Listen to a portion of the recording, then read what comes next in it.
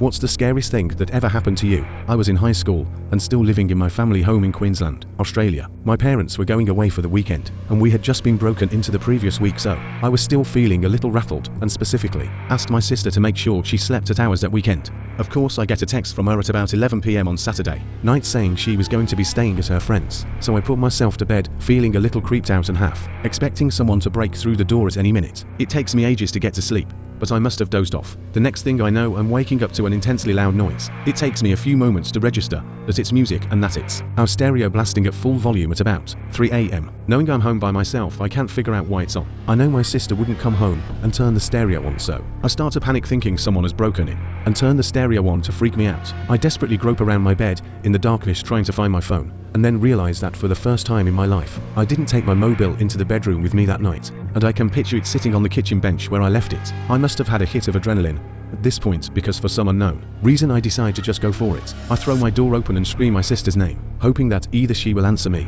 or the intruder will think multiple people are home and get the hell out of there. There is no response, but then the music begins to get quieter because the volume is being turned down, although it kind of goes up and down for a bit. I step out into the hallway and then around the corner to the living room. I turn the light on expecting to see someone. There is no one there.